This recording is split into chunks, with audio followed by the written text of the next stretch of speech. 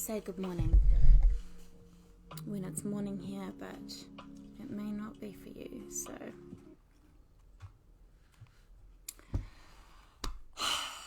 I hope that you are having a beautiful day, whatever time of day it is, whatever part of the world you're in.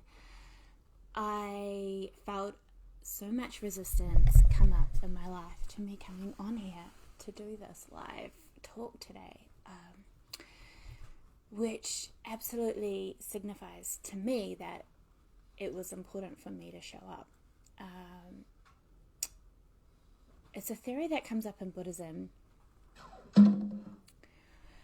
and I think it comes up in our lives a lot if we actually take notice of it happening, where when we make a cause, when we signify to the universe that we are going to show up in a certain way, that we're going to make the effort, that we're going to make the commitment in a certain way, our shadows pop up. Anything that is a form of protection of what we know, to be within our comfort zone. And in Buddhism, well, I think in science we talk about there being,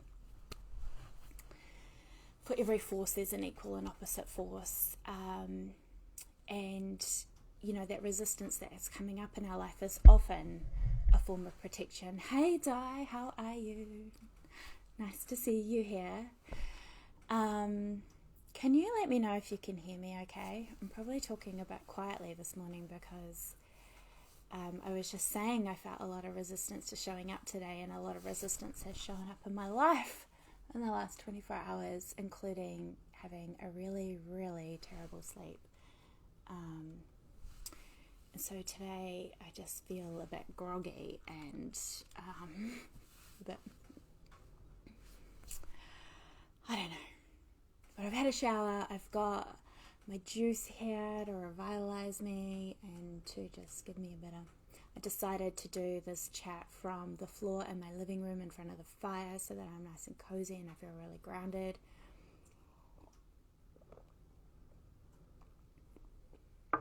So welcome. Today we are talking about God consciousness.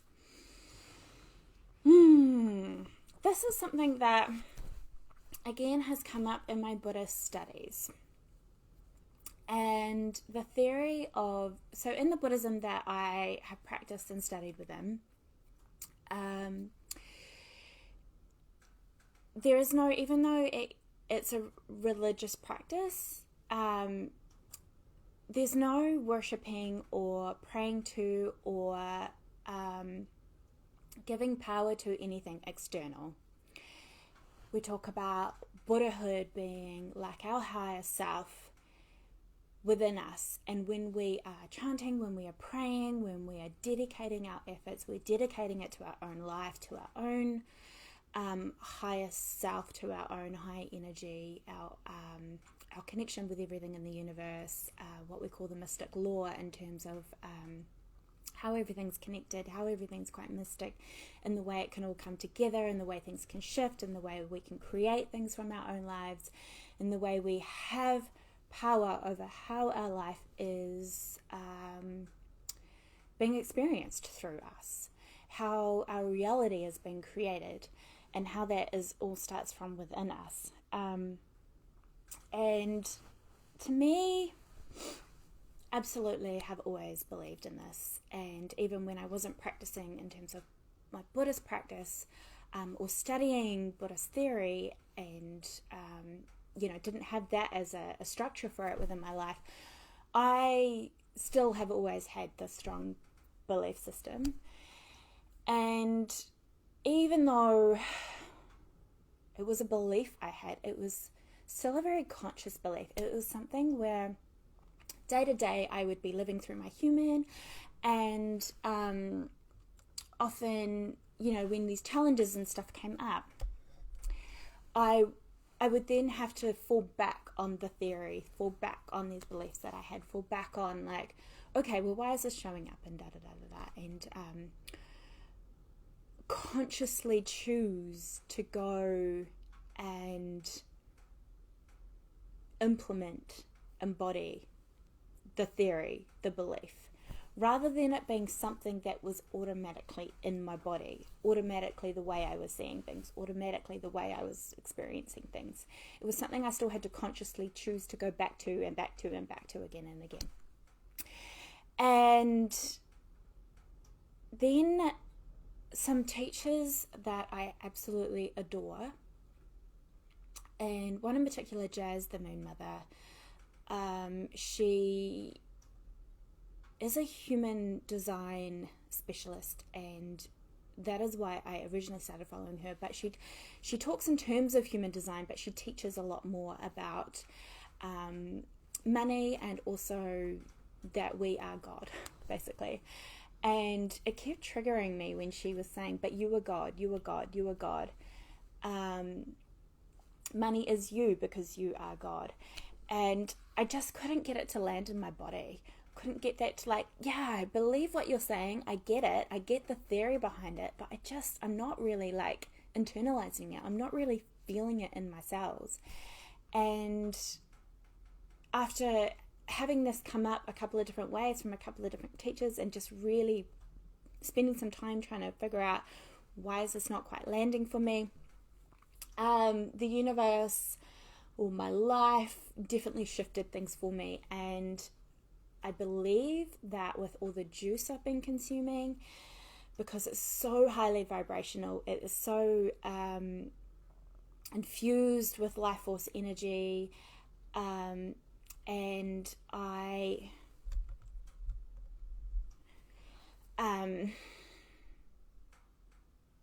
I'm infusing my body with that, and I'm clearing out my channel, and this has been going on for months. I've been juicing since end of January.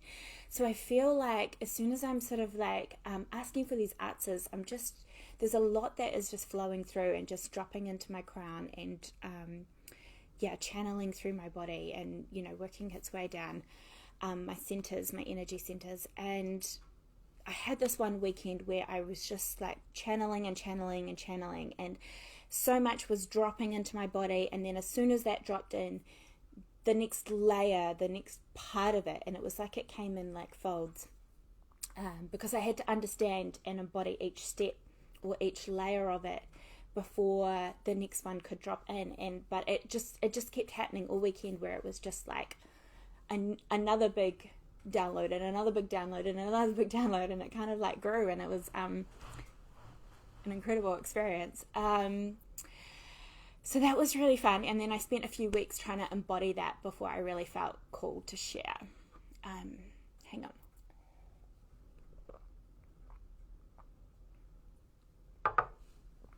But what it kind of came out as is that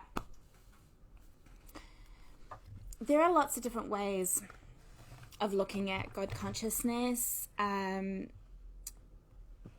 There are a lot of different teachers speaking to it. Like I said, I think Buddhism speaks to it. I think, talking about Buddhahood, talking about the power being within us, the causes we make are creating everything outside of us. This is all speaking to the God consciousness.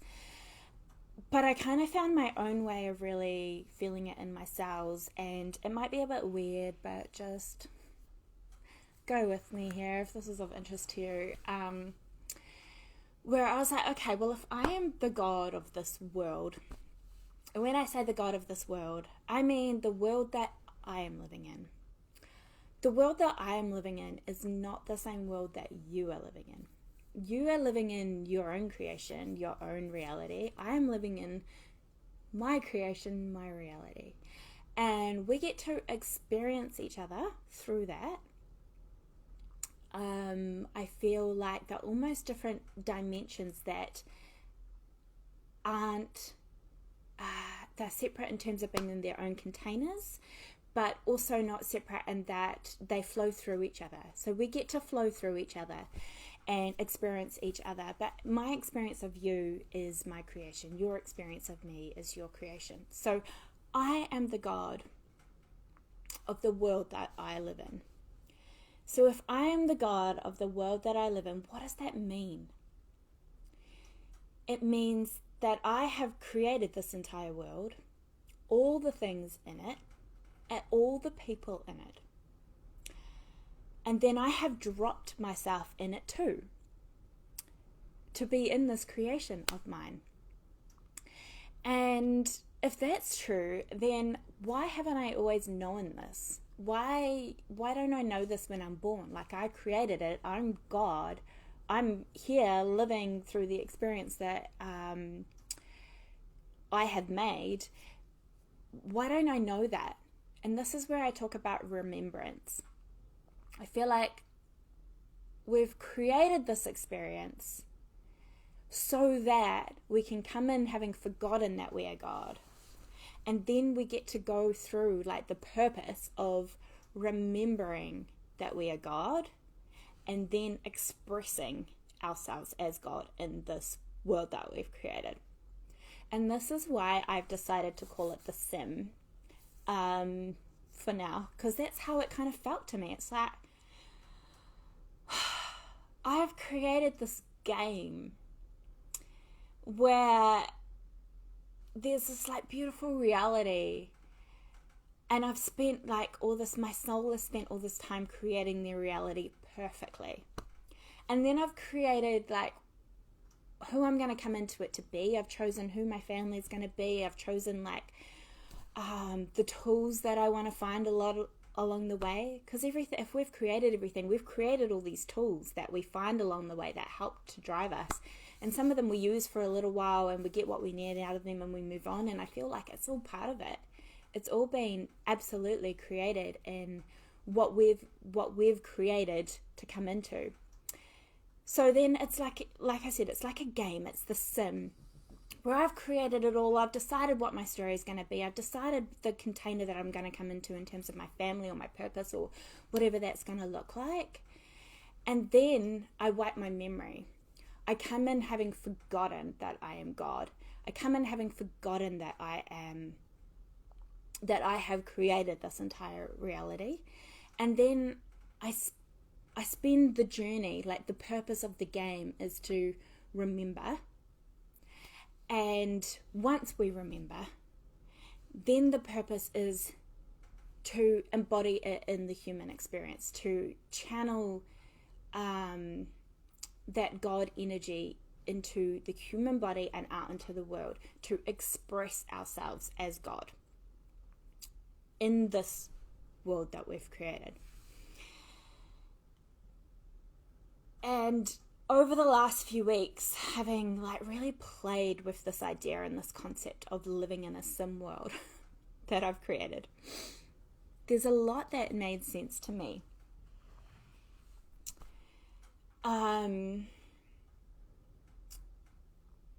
There's a lot that makes sense to me in terms of relationships. Like if everyone in this world is an extension of my energy. This is how I'm perceiving things as I'm living in the world. I've created it all. It's all been created in my energy. It's all been created as a part of my energy that's been extended past the human that I've formed and gone out and taken a new form. But it's still my energy. It's still part of me. So then everything in the world is part of me. If I'm wanting to manifest things, all I'm doing is calling my energy home.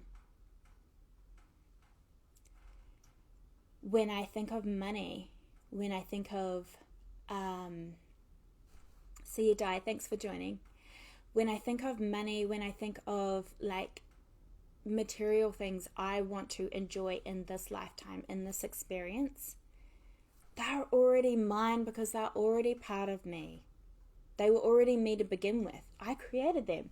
And yeah, they might be far away from my human right now, but they're still mine. They're still part of me. Everything in this world is part of me. Therefore, my manifestation of them is actually just me calling them closer to this part of myself. Calling them into my human's experience, calling them into my body's experience, calling them closer, calling them home, back into the energy that they were created from. when I look around at nature, I can go, I am that ocean out there that is directly in front of my house. That is so freaking expansive. Every time I look at it, it just expands me so much because it's just, I don't know any other word for it other than expansive and abundant and full. Full. That's a generator word to me. Is like that satisfied feeling of full. And when I look at the ocean, now I can look at it and go, look at me out there. Look at me out there being so amazingly abundant and beautiful. I can look at the stars at night. I can look at the grass and the paddocks out there and go, I am so abundant. Look at me. I get to experience that mirror of me because I took it out of my energy and created it in my reality. And then I just get to witness myself. Your whole life, your whole reality is a mirror to you. Now, I know you've heard this before. We talk about this a lot. Everything is a mirror. Everything is a mirror. People are your mirrors. But can you actually see it from this point of view where you have created it from your own energy? It's taken a form outside of you, but it's your energy. It's you. You've created like humans to play with and to have relationships with and to learn things from, or to see from afar to inspire you.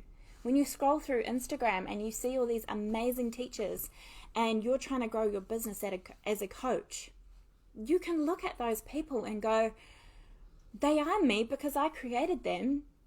And what did I create them for? What are they coming into my reality for right now? They're coming in to show me parts of myself, to show me I am that teacher. I am what they're teaching. There's something in here for me to spark something in me.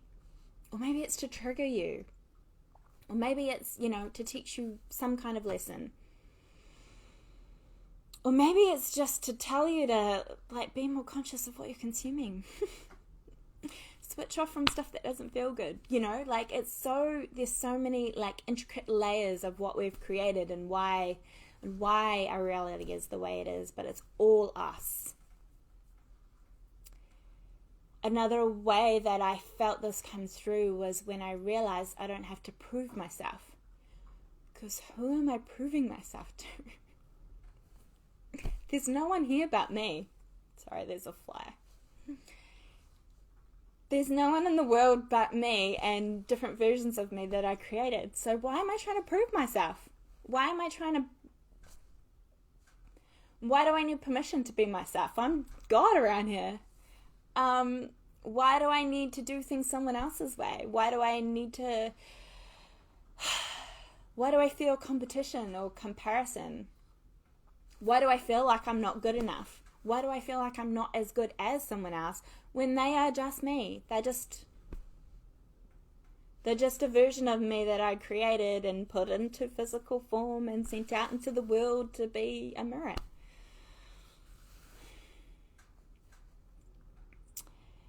So then I started to think about, okay, hang on, let me have a drink first.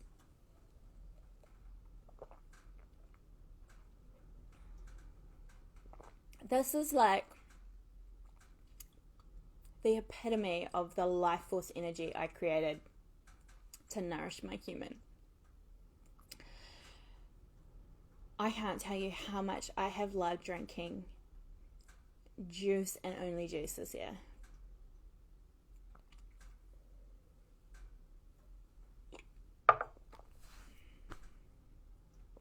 Okay, so why do we think we need healing if we are already God? If I'm walking around going and remembering that I am God of my world and my reality, then I definitely don't feel like I need to heal. I still use the term healing a little bit, but how I see healing now is a little bit different. If I don't need to heal,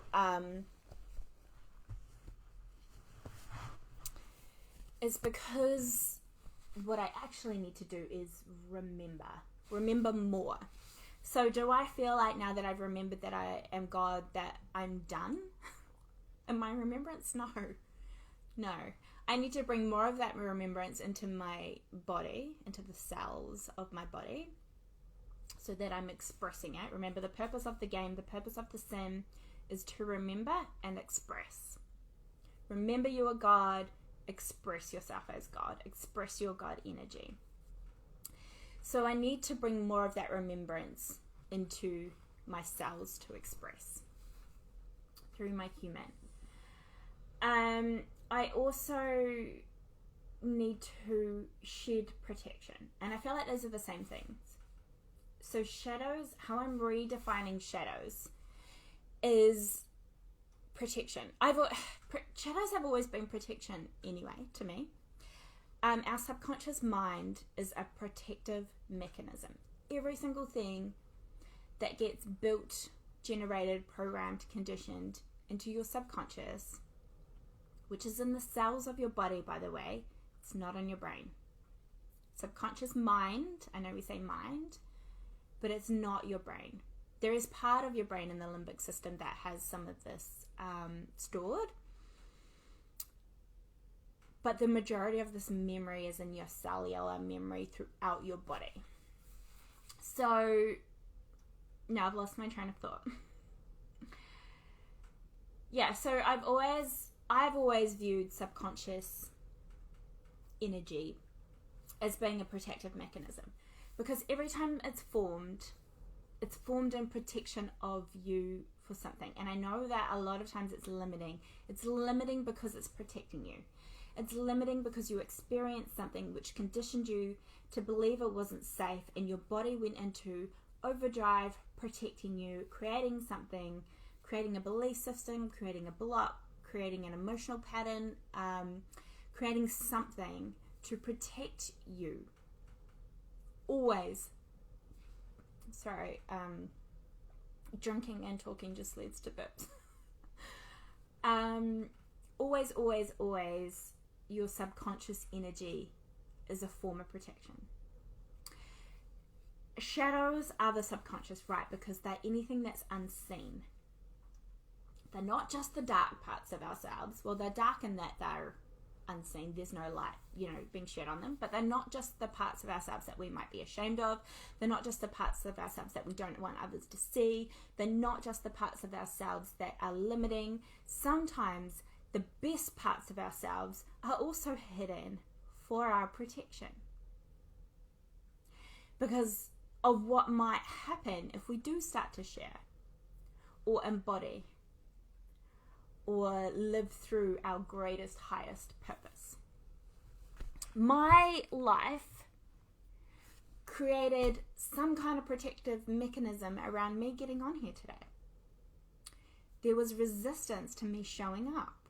My life created these circumstances where I felt awful this morning and really considered postponing this until I remembered in my remembrance that I can show up any way I want to and channel my God energy and share that with you.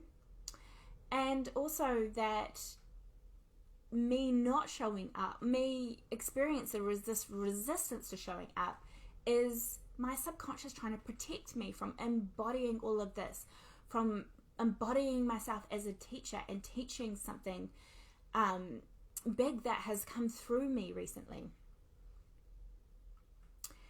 So when we talk about healing, even though we are God, what we're talking about is remembering more. Shedding the protective layers. Why do we have shadows if we come into this life as God? Why do we even have these protective mechanisms? Why do we even have the subconscious that's trying to protect us from a life that, in a world that we created? Because your human that doesn't remember needs protecting. And once you start to remember, this is where we heal. Healing is not fixing something. It is just shedding layers that you don't need anymore because you're remembering. Shedding those layers of protection that have been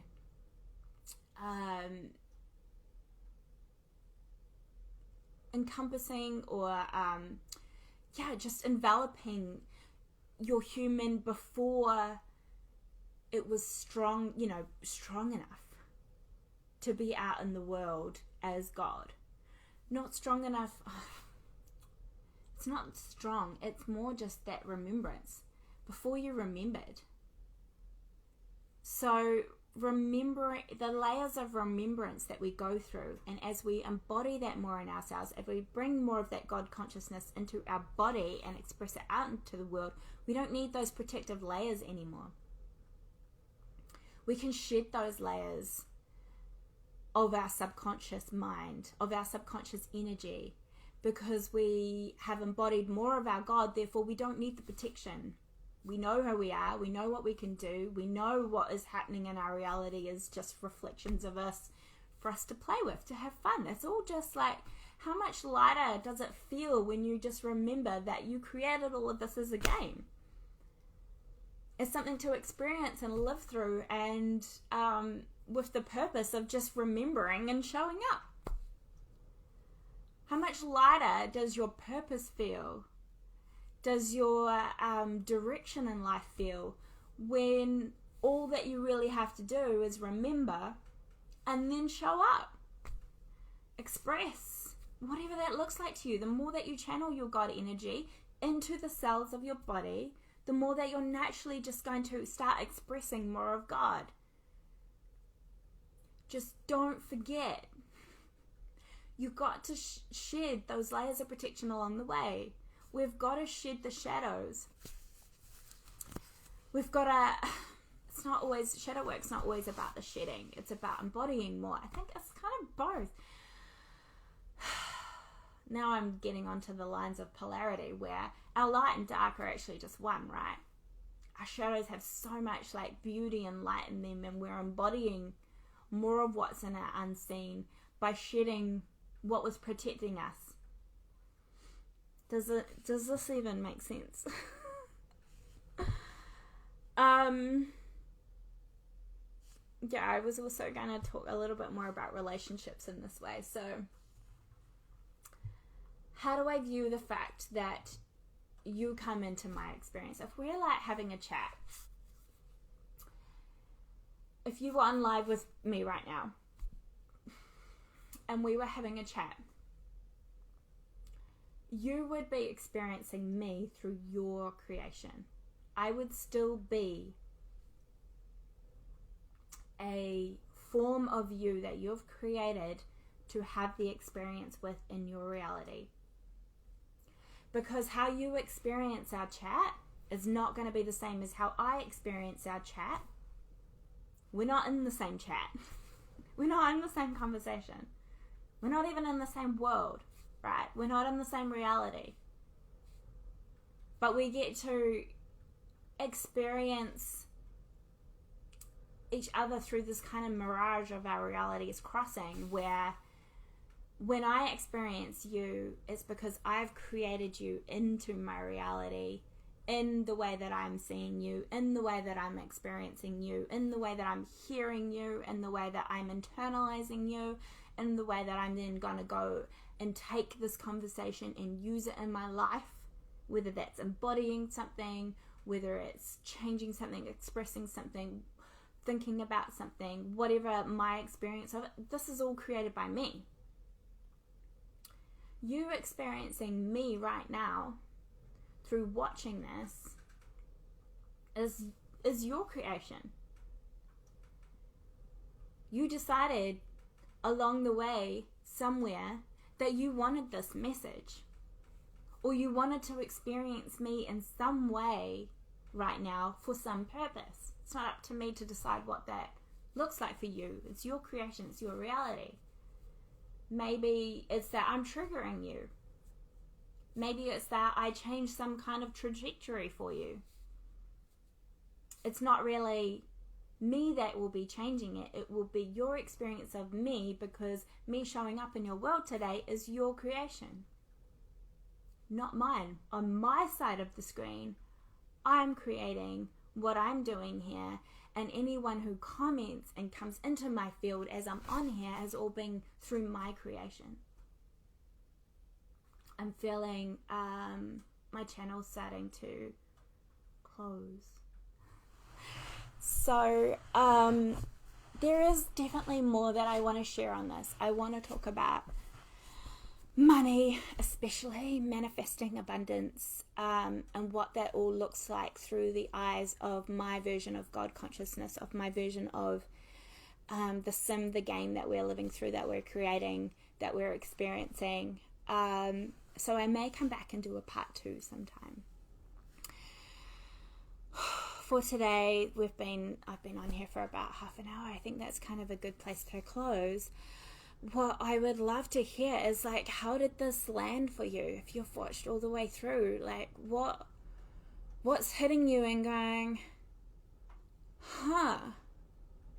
Or yeah, or like, ooh, that really like pokes at some kind of like something in my shadow, something in my protective field. And why is it protecting me? Or what is this experience that you've created for yourself? What is it here for? What is it creating for you?